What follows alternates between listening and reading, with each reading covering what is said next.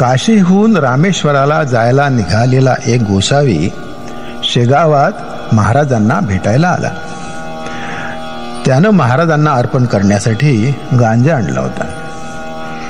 त्याची आठवण म्हणून गांजाची भेट महाराजांनी स्वीकारावी अशी त्यानं महाराजांना विनंती केली आणि त्याच्या गांजाचा स्वीकार महाराजांनी केला, तो नेहमीसाठीच. महाराज वेदविद्येत प्रवीण होतेच. त्यांचे शास्त्रीय संगीताचे ज्ञानही उत्तम होते. त्या काळी ह्या दोन्ही प्रकारच्या शिक्षणाचं प्रमुख स्थान होतं काशी क्षेत्र.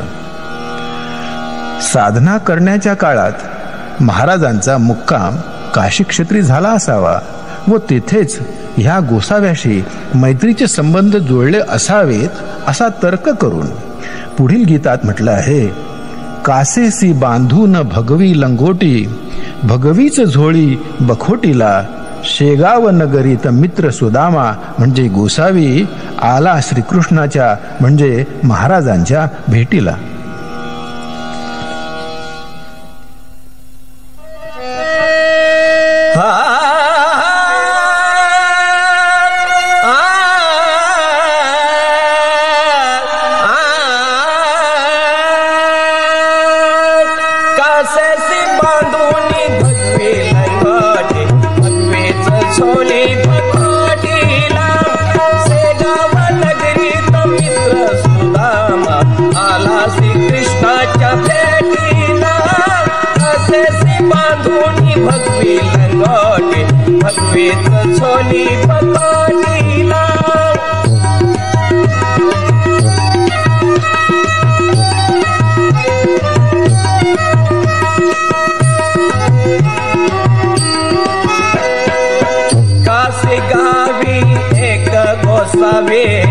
कासे गावी एक गोसावे, संतांची त्याची जुनी मैत्री असावे, संतांची त्याची जुनी मैत्री असावे.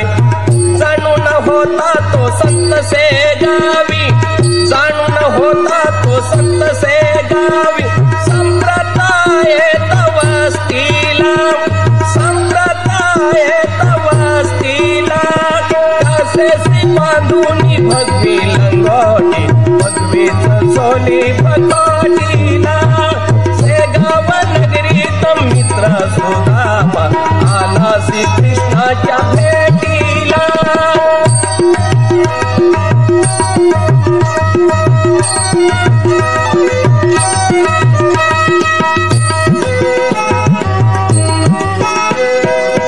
जेव्हा निघाला रामेश्वराला, जेव्हा निघाला रामेश्वराला, निश्चय तयाने मनी गेला, निश्चय तयाने मनी गेला.